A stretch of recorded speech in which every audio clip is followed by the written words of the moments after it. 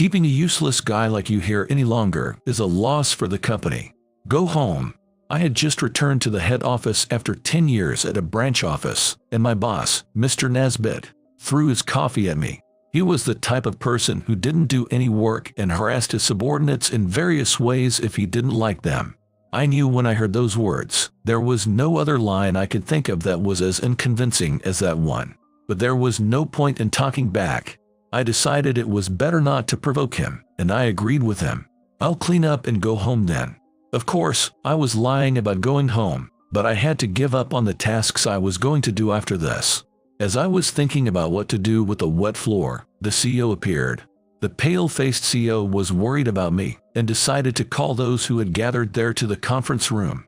It was the room where the executives were gathered. That was where the revenge against Mr. Nesbitt began. My name is Steve Morrison. I'm a 43-year-old man with many weaknesses. My flaw is my clumsiness, which makes me take a long time to get anything done. Not only that, but I have a poor memory and rarely succeed at things on the first try. So when I was young, my parents used to say things like this to me. You have to work twice as hard as everyone else to do what they can, Steve. But that's okay. You're doing your best until you make it. You may be clumsy, but you work hard towards your goals. Hearing their words, I realized that even things that seem bad at first glance could be seen in a good way. So I started trying to think positively about things, even bad things, as much as possible. I'm proud to say that this way of thinking has helped me to understand the feelings of others who are struggling with the same issues and the importance of hard work. I'm currently working in the advertising department of a small company. I didn't do very well on the written test I took right after graduating high school, but I was told in the interview that my way of thinking was admirable. Our company has just been founded by our CEO, Mr. Johnson. We'll probably have a lot of trial and error in our work every day. So we'd like to welcome someone with a mindset like yours. It was probably my way of thinking that got me hired. I got through the hiring process, and I ended up working at the head office in the city where I had my interview until I was 30 years old. During that time, the company grew rapidly and even established several branch offices in other regions, but I could no longer stay at the head office. It was because my grandfather in the countryside had fallen ill. I'm sorry, but may I quit this job to take care of my grandfather, who is in poor health? That must be tough. But in that case, you could also work at a branch office. Why don't you think about it? At first, I thought of quitting, but thanks to my boss, I was able to continue working at that company, and I'm grateful for that. So 10 years ago, I was transferred to a branch office near my grandfather's house. I thought I would continue working at the branch office until my retirement, but the other day, I was told that I would work at the head office again. I was transferred back because I was asked to do something by Mr. Johnson, the top of the company. I could feel the cool October breeze blowing on my face. It was the start of yet another fiscal year, and it also marked the start of a new year for me at the head office. Having been away from the city for so long, I faced many unfamiliar things and situations that came with my new life. And it started with getting to the office. Which platform does the next train I'm supposed to transfer to depart from? I was wandering around the station on my way to work. I was jostled by the crowds and getting both physically and mentally worn out from it. Perhaps feeling sorry for me, a young woman in a suit spoke to me. Are you lost, by any chance? The person who spoke to me hesitantly was Catherine Williams, a woman in her 20s. She's a colleague who would be working at the same workplace as me starting this autumn. But I didn't know her yet at that time, so we were interacting with each other as strangers. Yes, I used this station a few days ago too, but I'm just really bad at remembering things and got confused. I'm aware of what I'm bad at. So I had written down notes about the train I was supposed to take, but I guess the structure of the station was too complicated. The contents of my notes were completely useless. Hearing my words, Catherine peeked at the notes in my hand. "Excuse me, may I have a look?" she said, and after reading what was written on the memo, she smiled at me. "I take this train too. I'll show you, so please follow me." "Really? Thank you so much." I had thought my first day at work was off to a bad start, but thanks to this kind person, I felt a little more at ease. After that, Catherine and I rode the same train and got off at the same station. In the end, we even ended up at the same company. Having experienced this strange coincidence, we could only look at each other's faces and laugh. There, I finally introduced myself, and as I entered the office while chatting with Catherine, I encountered an unpleasant scene at the entrance. Just ahead of my line of sight, a man was yelling at his smartphone. He was a man who seemed to be in his 50s. He was chubby and shorter than the average height for men. "I told you I forgot my lunch. You say you have things to do too, huh? I don't care. What are you gonna do if I can't have lunch because of you? Think about that. Make sure to bring it before lunchtime." Got it? He was probably asking his wife to bring him the lunch he had forgotten. But his attitude didn't seem that good. I didn't know which department he worked in, but I wouldn't want to work in the same place as him. However, unfortunately, that man turned out to be the manager of the department I work in. When I arrived at the advertising department I had been transferred to, I was disheartened to see him come in later. But it wasn't good to judge him without directly interacting with him. So I had planned to observe him for a while and evaluate his character, but I didn't expect him to be so predictable. That man is now standing in front of me, yelling loudly, "You messed up again. Get it together." I stared straight at Mr. Kyle Nesbitt, the department manager, standing in front of me, as I listened to his words. Mr. Nesbitt is the one who oversees this advertising department, but he often yells at people.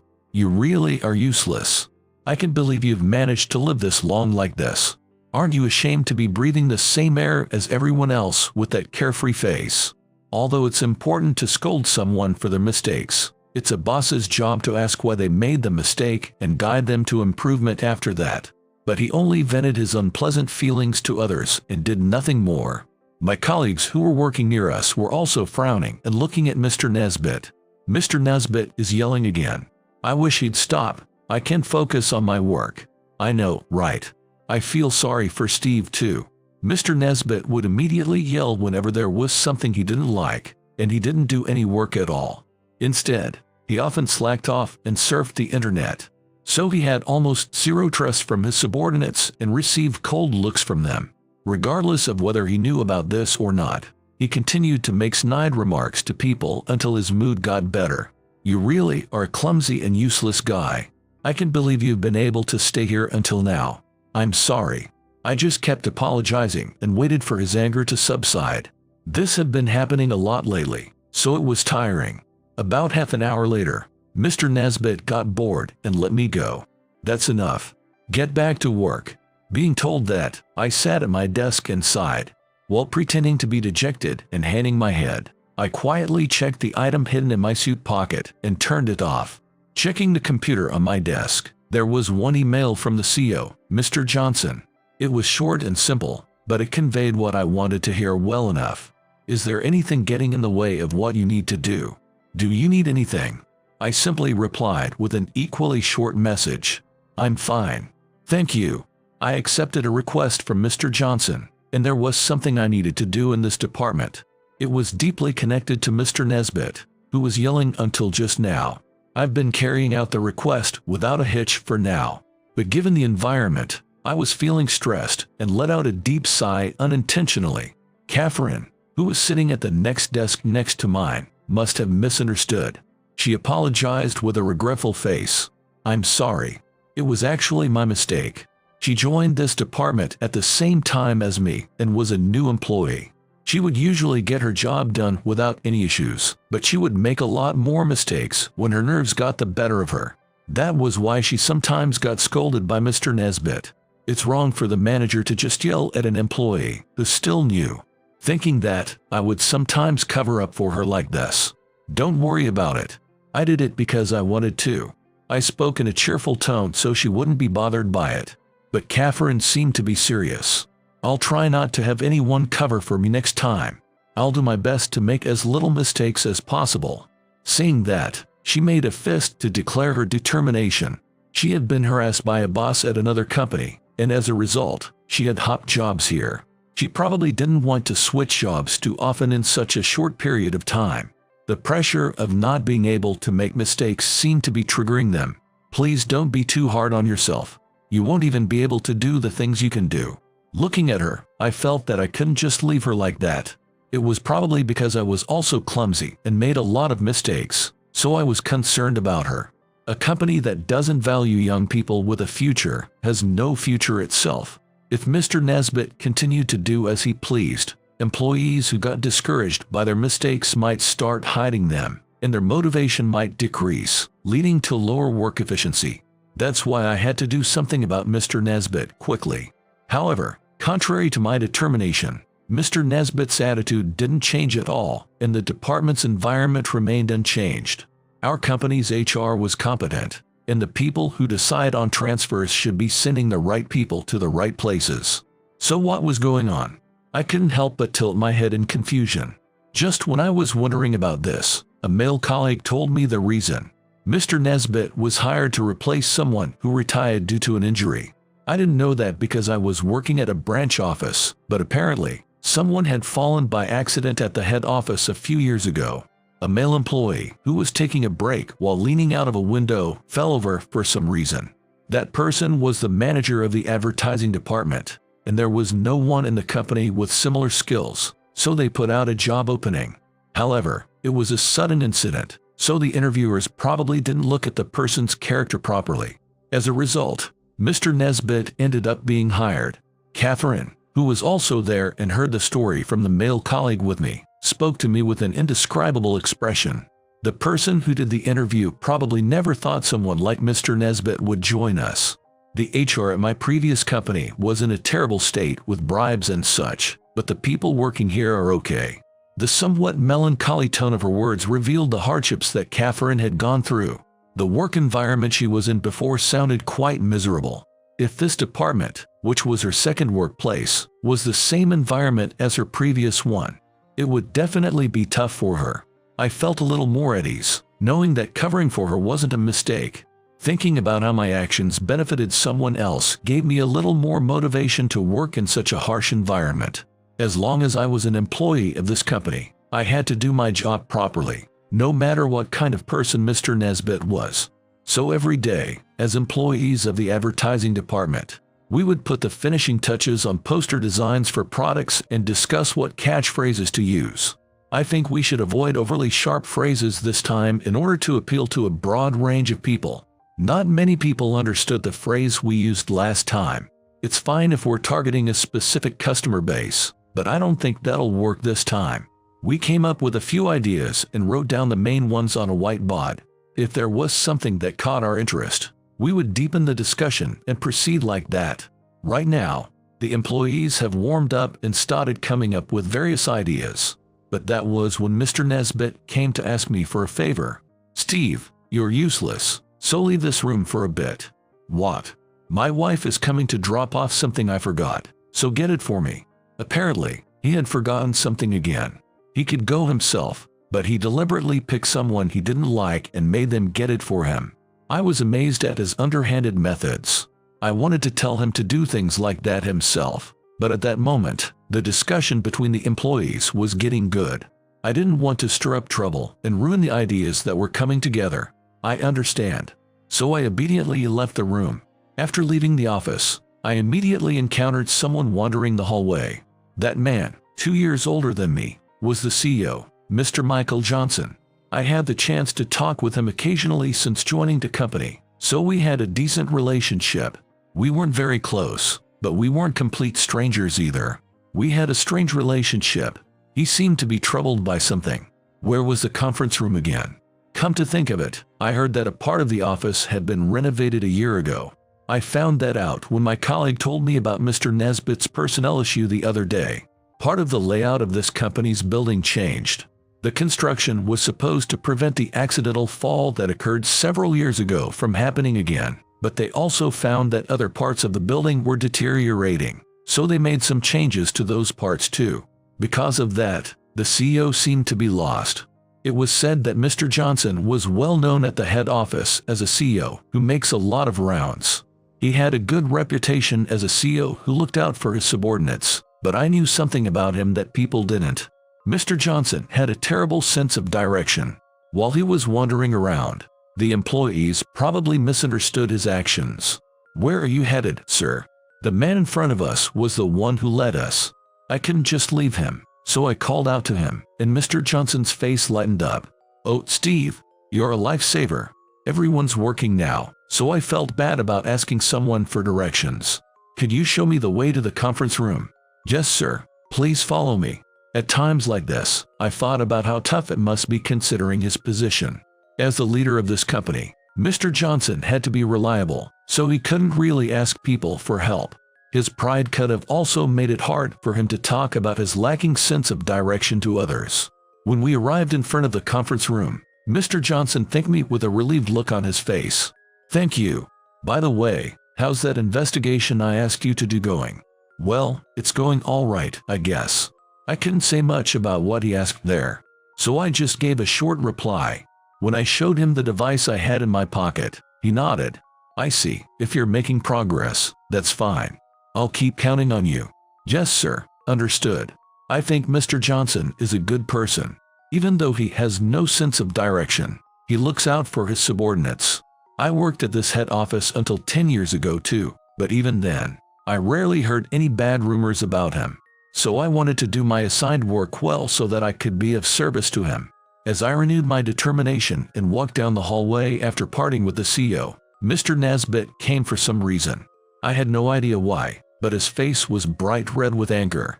In Mr. Nesbitt's right hand was a paper bag with his lunch inside, and in his left hand was a paper coffee cup, probably bought from a vending machine in the office. What are you doing? Wandering around here? The company entrance isn't this way. I had to go outside and get it myself because you took so long. Apparently, while I was showing the CEO the way, he had gone to get what he had forgotten.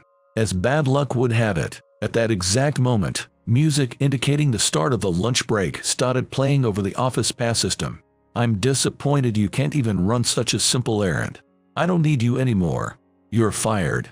The broadcast probably added fuel to the fire.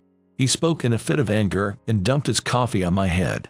Keeping a useless guy like you here any longer is a loss for the company. Go home. I acted calmly, thinking that wasn't something he should be saying, seeing as he was always slacking off. Taking out a handkerchief and wiping my wet head and face, I lied to calm Mr. Nesbitt down. I'll clean up and go home then. It was better to pretend to follow Mr. Nesbitt's orders and get out of his sight for the time being.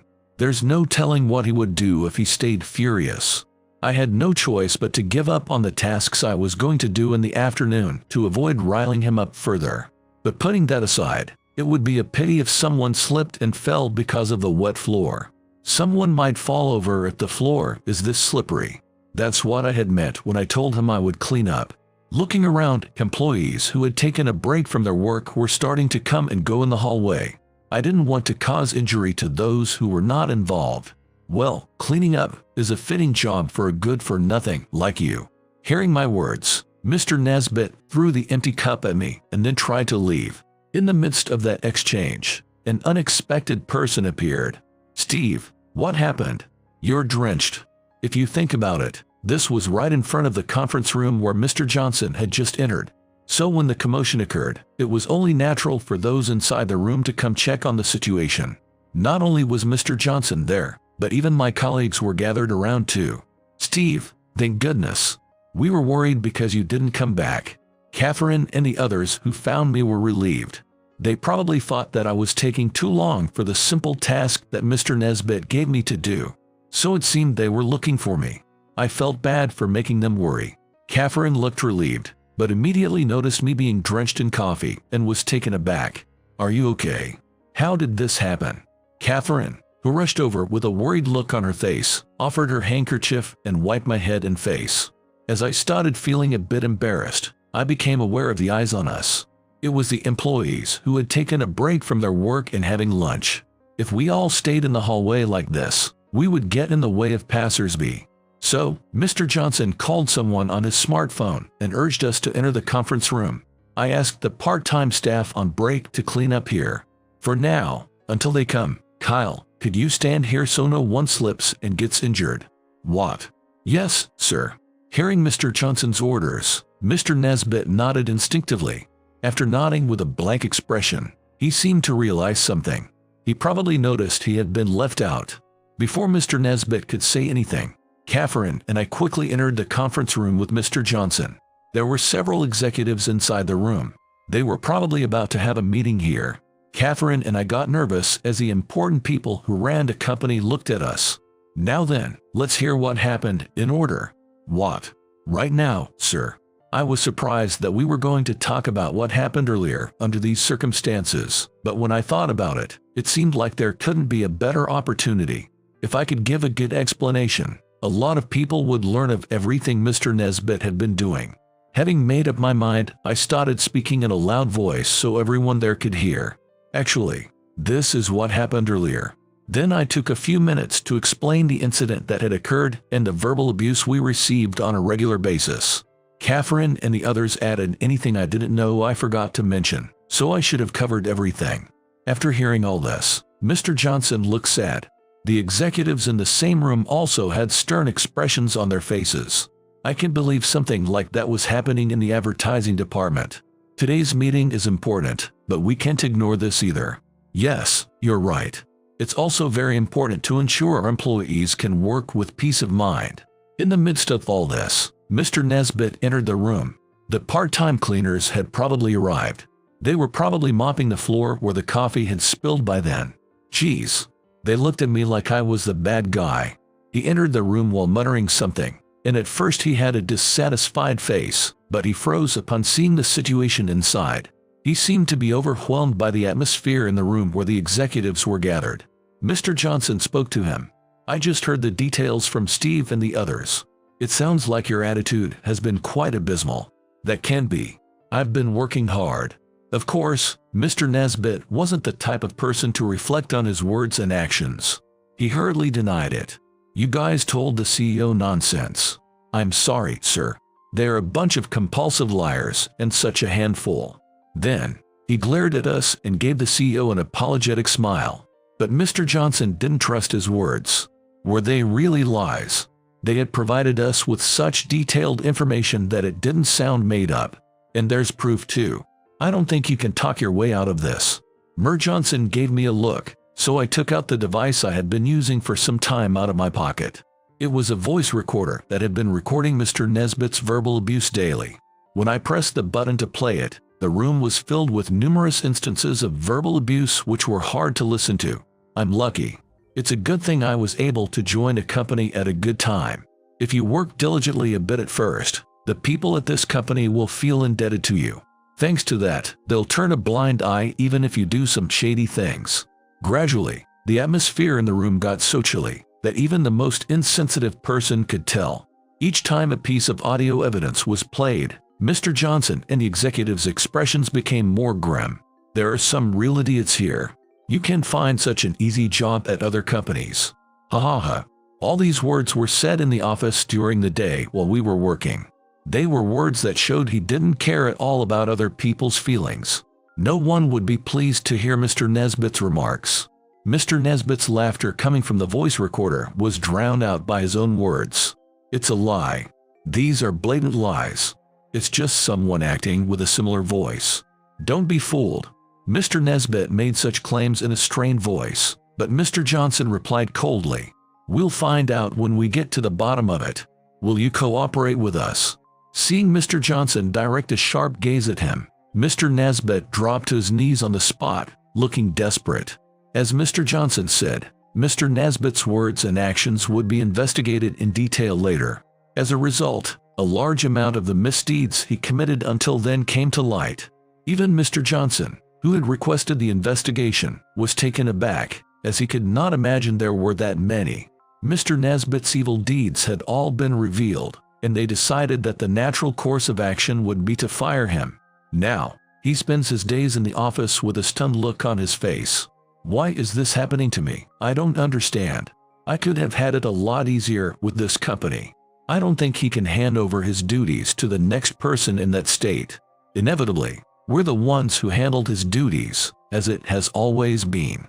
But at least we can see a light at the end of the tunnel. It's better than having Mr. Nesbit stay in this department. I was working as usual that day too. Then, Catherine spoke to me. "Hey, thank you for everything until now. For covering for me from Mr. Nesbit." Those were words of gratitude for what I had been doing. Please don't worry about it so much. It's also our job to protect young employees, not just train them. I said to her, but she didn't seem satisfied. That's true, but I can't just go along with that. So, would you please accept this? If it's not too much trouble. What she gently handed me was a handkerchief. We weren't close enough to talk about our favorite pastimes and what we liked, so she probably chose something practical so as not to bother me. If she's gone this far for me, it would be rude to decline. I politely accepted it, saying, "Thank you. I'll take good care of it." Then, she looked relieved. Catherine is truly sincere. Having worked with her for a short amount of time, I was well aware of this fact. She may make a lot of mistakes now, but she works hard every day and tries to do something about it. If I could protect the future of such a young woman, my transfer to the head office was worth it. I knew I could tell her the truth, so I spoke in a low voice. "This is just between you and me, but I actually came to the head office at the CEO's request. He asked me to investigate Mr. Nesbitt, so I think I'll be leaving soon."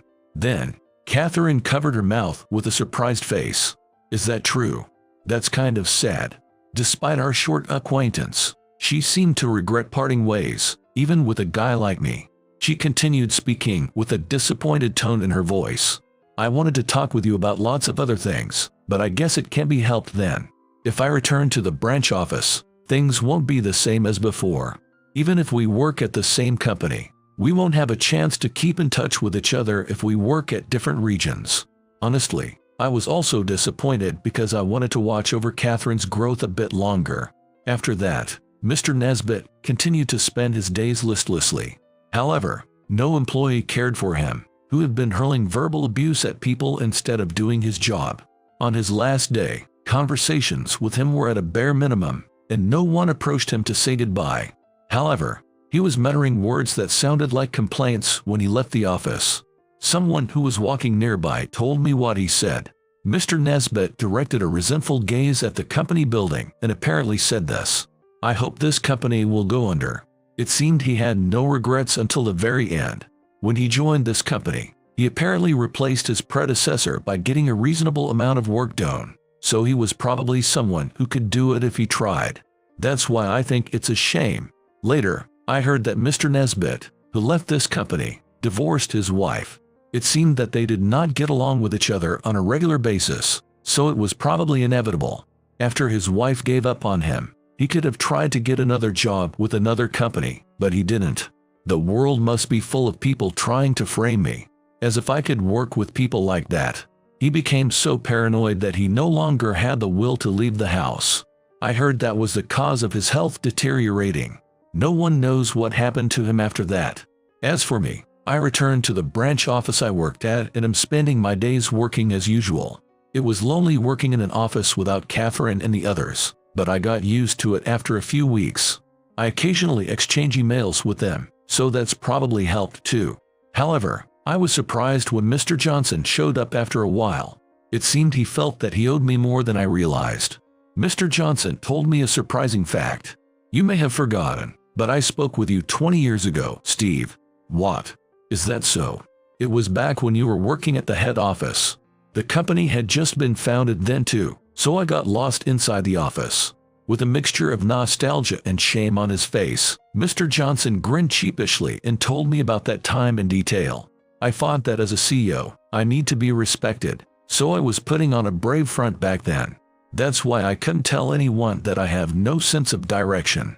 The man in front of me laughed sheepishly. He has acquired the reputation of a CEO who cares about his subordinates because of that flaw of his, so you never know how things will turn out. However, there was a day when I was in a hurry because I had something I had to be on time for. That's when you noticed my flaw and showed me the way. Come to think of it, that did happen. It was something I had forgotten for a long time, but as we talked, the memories gradually came back. At that time, because I often get lost myself, I noticed that the CEO had the same flaw as mine from the way he looked at me and his small gestures. Do you remember how I couldn't help but be a little vulnerable back then? If I recall correctly, he said something like, "It must be pathetic for a CEO to have such a flaw." However, I shook my head, disagreeing with him. I'm pretty sure of that, because that's what I would do now, too. There's something you told me back then, that any flaw can become a positive thing depending on how you think about it. So those words encouraged me to start thinking positively. I hadn't forgotten what you did for me. Thank you so much. No, it's nothing. I didn't say anything important. Even so, I'm very thankful for those words. Mr. Johnson thanked me sincerely. Then, he grabbed my hand and made a promise. I will never forget this debt of gratitude. If you have any problems, you can count on me. I promise I will be there to help you. Thank you, sir. I said that while averting my gaze, feeling embarrassed. I didn't think much of it at the time, but a few years later, I would be saved by those words. This summer recorded unusually hot weather.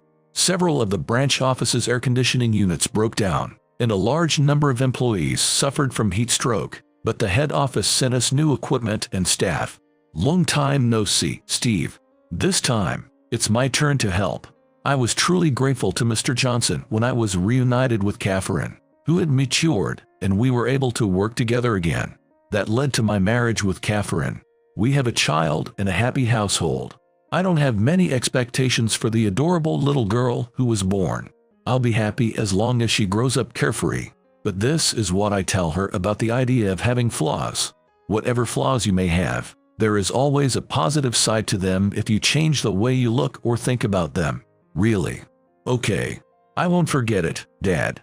I myself intend to live my life from now on so as not to forget that.